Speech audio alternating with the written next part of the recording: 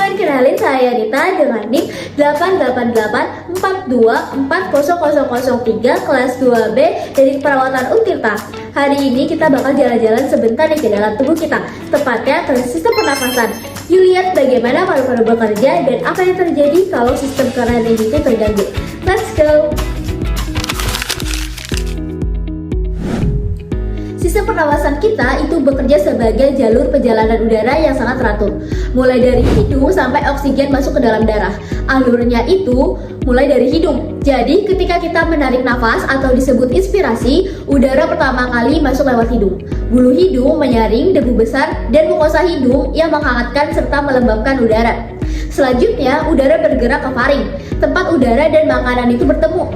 Tubuh memastikan udara tetap berada di jalur nafas. Kemudian, udara melewati laring yang punya katup bernama epiglotis. Fungsinya itu untuk menutup saluran nafas saat kita menelan. Udara lalu turun melalui trakea, pipa kuat yang disanggah cincin tulang rawan agar tetap terbuka setiap kali bernafas. Di sini juga ada sel-sel penghasil mukus dan silia yang membantu menangkap debu dan mengeluarkannya keluar. Kemudian, trakea itu bercabang menjadi dua bronkus, lalu menjadi pipa-pipa kecil bernama bronkiolus. Bronkiolus tidak punya tulang rawan, jadi lebih mudah spasme. Contohnya yaitu pada asma.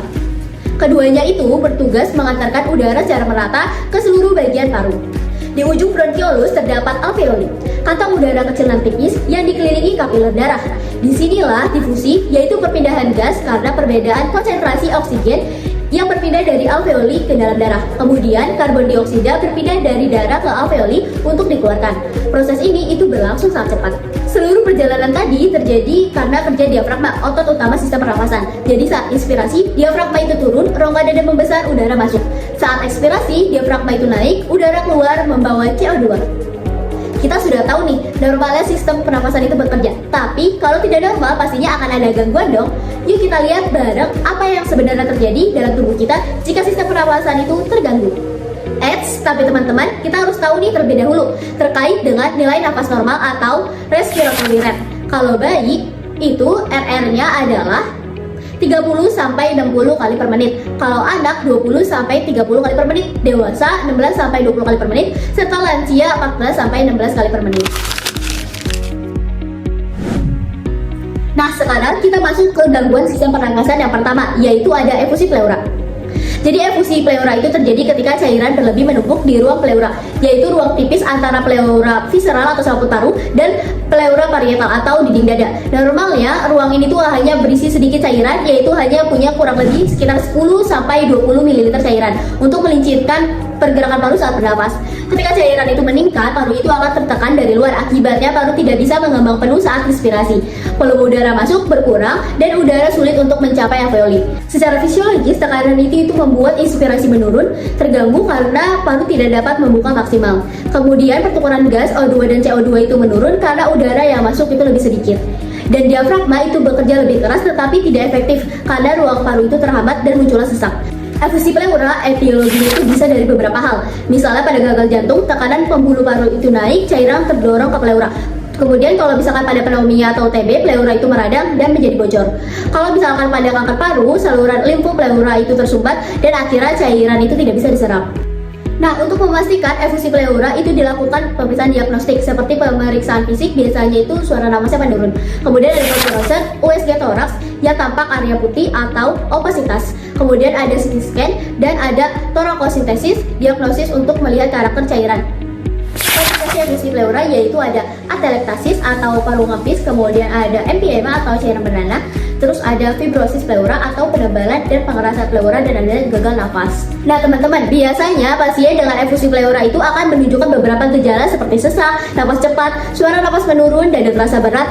Dan dari kumpulan gejala-gejala ini, kita bisa menentukan masalah keperawatan yang muncul, yaitu ada gangguan pertukaran gas yang muncul karena sesak dan suara napas menurun, menunjukkan oksigen itu tidak masuk optimal, serta pola nafas tidak efektif yang berkaitan dengan napas cepat dangkal akibat paru terhempit. Lalu, bagaimana peran perawat dalam intervensinya? Yang pertama itu bisa posisikan semivolar, kemudian mengajarkan latihan napas dalam. Latihan ini tuh untuk membantu membuka area paru yang tertutup cairan dan meningkatkan pertukaran oksigen. Sekarang, teman-teman, kita supaya konsepnya makin kebayang, coba kita praktik napas dalam dengan gerakan sederhana ini.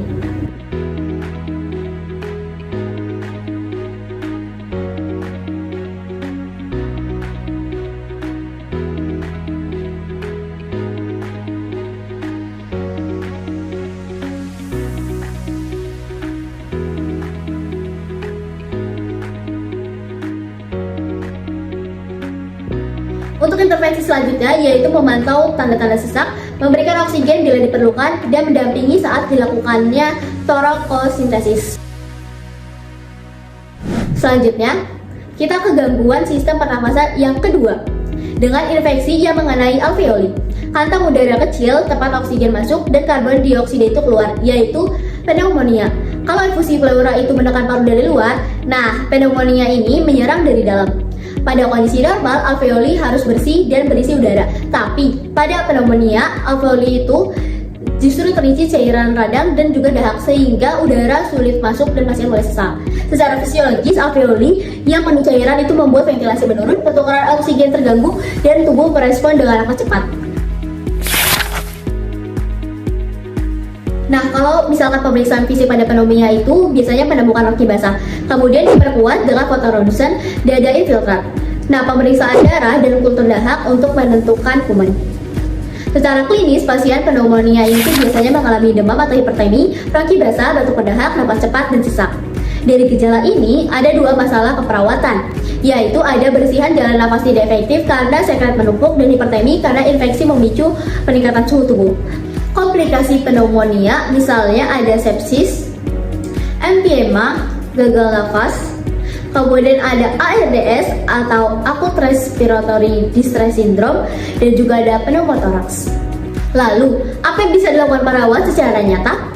Nah, untuk membantu bersihan jalan napas, perawat itu menganjurkan peningkatan hidrasi untuk mengecerkan sekret, memberikan posisi semi-fowler, melakukan pemasangan nebulizer, membantu fisioterapi dada ringan seperti vibrasi untuk membantu mobilisasi sekret, dan juga ada batuk efektif. Sekarang, yuk teman-teman, supaya konsepnya makin terbayang lagi, kita coba salah satu intervensinya dengan praktik batuk efektif bareng-bareng.